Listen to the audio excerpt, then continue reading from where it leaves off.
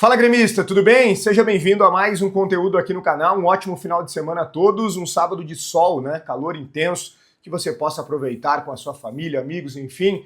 E claro, muitos estão trabalhando, né? Mas que dê tempo de chegar em casa para aproveitar um pouquinho ainda. E amanhã tem jogo do Grêmio, 4 horas da tarde, aliás, todas as partidas nesse horário, pois é a última rodada do Campeonato Brasileiro. Nosso jogo não vale praticamente nada, mas é sempre bom ver o Grêmio em campo, né? O Thiaguinho vai ganhar uma oportunidade, enfim, atrações existem. E é claro que a gente vai ficar atento na confirmação do rebaixamento do nosso rival. Só um milagre salva eles. Aqui nós vamos falar sobre uma surpresa, algo que ninguém falou ainda sobre Luiz Castro, que é o plano A do Grêmio, isso eu já venho falando há muito tempo, e trouxe para vocês em primeira mão também que existiria uma reunião, trouxe há 2 dias que existiria uma reunião para avançar pelo treinador, e hoje pela manhã o Caliel Dornelles trouxe a informação de que o Grêmio formalizou uma proposta, e nós vamos falar sobre isso.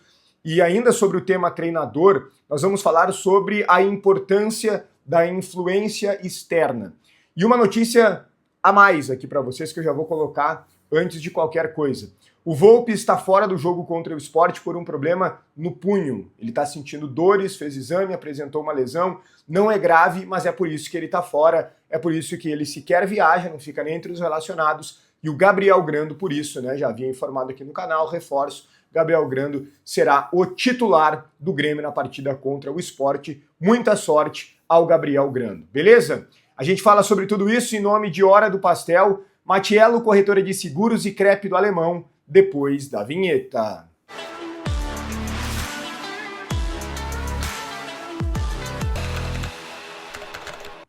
Muito bem, pessoal, antes de tudo, deixa o teu like no vídeo, que é importante para o conteúdo ser entregue a mais gremistas aqui no YouTube, te inscreve no canal, me ajuda a seguir crescendo, entra aqui no canal, confere se tu é inscrito, se não for, se inscreva. Também ativa as notificações para sempre ser avisado sobre novas informações do Grêmio e, claro, vai deixando a tua opinião nos comentários sobre todos os temas. Vamos lá, primeiro ponto que eu quero abordar com vocês aqui, na verdade, todos os pontos estão interligados. Mas eu quero começar pela proposta que o Grêmio fez ao Luiz Castro. Caliel Dornelles, repito, trouxe hoje pela manhã no seu canal no YouTube. Vão lá também acompanhar os vídeos do Caliel, sempre muito bem informado. O Grêmio já tinha uma conversa em andamento com o Luiz Castro, já havia manifestado o interesse, mas esse contato ainda era inicial, embora o Grêmio tivesse colocado ele como plano A, estava dando uma avaliada geral no mercado, principalmente no mercado português, olhando outros nomes também, né, para ver se daqui a pouco não encontraria algo melhor no sentido financeiro também, porque o Luiz Castro é um técnico caro, mais caro do que o Mano Menezes, quase meia milha mais caro do que o Mano Menezes, no mínimo, no mínimo. E o Grêmio fez uma proposta, e eu garanto para vocês, não sei exatamente os valores, senão traria aqui, mas o Grêmio fez uma investida menor do que a informação que o próprio Grêmio recebeu de que ele gostaria de ganhar. O Luiz Castro gostaria de ganhar X, ou 2X no Brasil. O Grêmio ofereceu X,5, digamos assim. O Grêmio não ofereceu aquilo que ele pretende ganhar. O que vamos combinar também é natural de uma negociação. Afinal de contas, você tenta jogar um pouco mais embaixo. O cara pede aqui, tu oferece aqui. Daqui a pouco vocês fecham no meio termo, né? É uma negociação que agora avança de uma forma concreta mesmo, porque a proposta oficial, com salário, tempo de contrato, está nas mãos do Luiz Castro e, obviamente, de todo o seu staff. Mas tem uma surpresa em meio a isso que ninguém contou para vocês ainda. E que eu quero trazer aqui. Eu consegui contato com um dirigente árabe do último clube que o Luiz Castro trabalhou. E perguntei como tinha sido o rendimento dele por lá, por que ele ficou tão pouco tempo. Ele chegou na metade da temporada e saiu agora, se não me engano, no dia 6 de novembro. Ele ficou pouquíssimo tempo, foram poucos jogos no comando desse clube. E esse dirigente me disse o seguinte: olha, nós fizemos o maior investimento em contratações da história do clube. Contratamos muito bem, acrescentamos muita qualidade. Óbvio que isso, na opinião desse dirigente. Gastar muito não significa qualidade, nós temos o exemplo aqui no próprio Grêmio, né? Essa direção atual, né? Que estará saindo na segunda-feira, né? Do presidente Alberto Guerra, gastou horrores e contratou muitos jogadores insuficientes, né? Isso a gente já debateu muitas vezes. Pode ter acontecido isso lá também, mas o que o dirigente me disse é que eles contrataram muito bem, que o grupo tem muita qualidade e que o Luiz Castro não conseguiu nem minimamente organizar esse time. Que essa equipe era uma bagunça em campo e que isso assustou bastante os dirigentes. Eles pensaram, pô, contratamos pra caramba, entregamos um baita time na mão do cara. E o cara não consegue fazer esse time sequer ser organizado. E eles deram alguns jogos e o time não se organizava. E o time ganhou alguns jogos, ele me disse, pela base da qualidade. Como o time era muito bom, ganhou os jogos. Mas tu via que estava mal treinado. Foi isso que ele me disse. E aí eles chegaram na Copa e perderam para um time muito ruim. Para um time extremamente inferior. E aí eles falaram, não dá.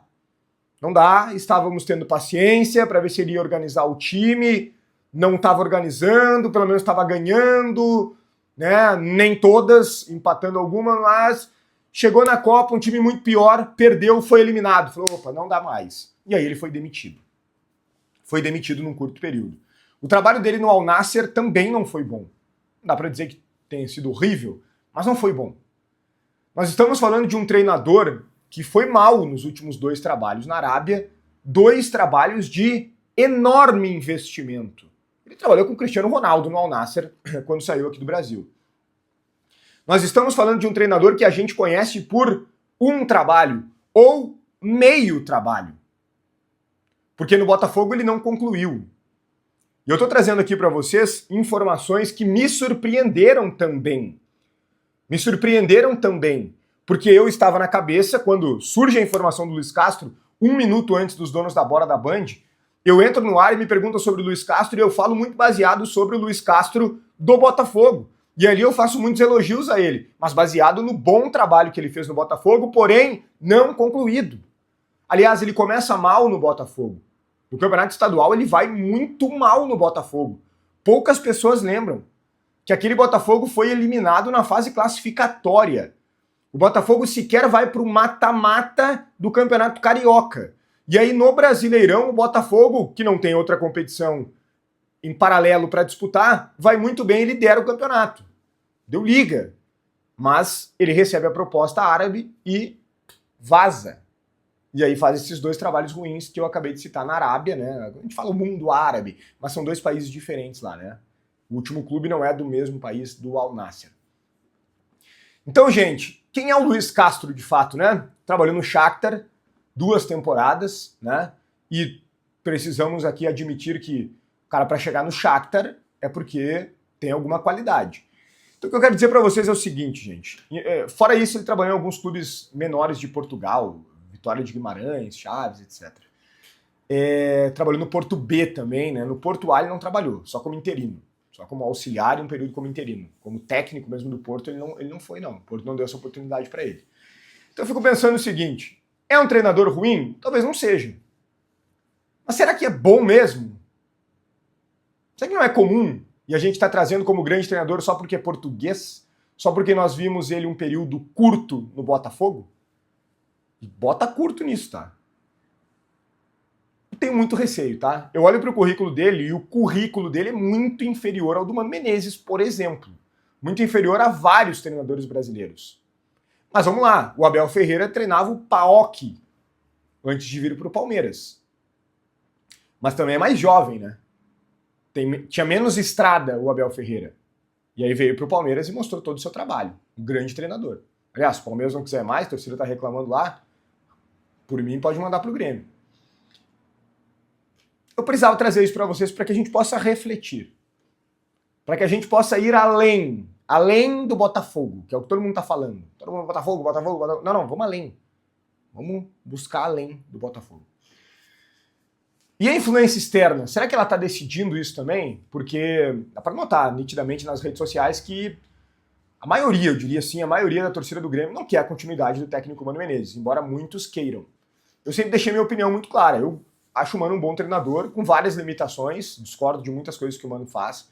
Acho ele principalmente um técnico limitado fora de casa, mas é um técnico muito bom em Copas, e eu sei que o Grêmio não vai ganhar todas ano que vem, dentro e fora, independente do treinador, porque o Grêmio não vai ter um grande time. O Grêmio não vai ser campeão brasileiro, né? Não vai ganhar uma competição de pontos corridos. Mas o Grêmio pode, quem sabe, ganhar uma Copa Sul-Americana, Copa do Brasil, por que não?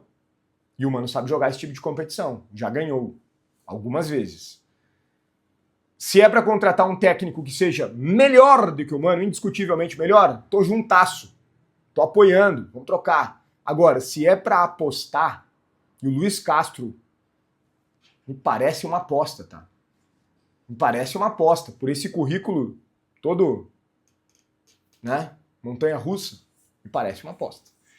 Tenho muita dúvida, mas quero a tua opinião, obviamente, aqui nos comentários. Eu acho que a influência externa está pesando também nessa decisão dos dirigentes, embora eu precise colocar aqui que eles sempre falaram em um treinador português. Eles têm convicção na escola portuguesa. Isso não dá para dizer ao contrário. Beleza? O conteúdo tem a força de Hora do Pastel, a maior franquia de fast food de pastéis do Brasil e uma das maiores do mundo, porque é qualidade, né? Por isso que faz tanto sucesso e não para de crescer. Abrindo uma nova loja em Torres e outra nova em São Paulo. Mas tem vários lugares, diferentes lugares de Porto Alegre, tem Canoas, Esteio, São Leopoldo, Novo Hamburgo, Sapiranga. Procura mais próxima de ti, tem uma em Campo Bom também. Procura mais próxima de ti no site ou então no Instagram. Tem vários sabores que tu não encontra em outros lugares, pode fazer modificações para deixar do teu jeito. Tem diferentes tamanhos, grande, médio, pequeno. Tem vários combos, tem muita coisa. Pastel crocante, recheio generoso, sabor que conquista. É a Hora do Pastel. E o cupom Grenal 10 te dá 10% de desconto. Hora do Pastel. Deixa teu like no vídeo, te inscreve no canal, ativa as notificações, opina muito aqui nos comentários. Um grande abraço e até o próximo conteúdo.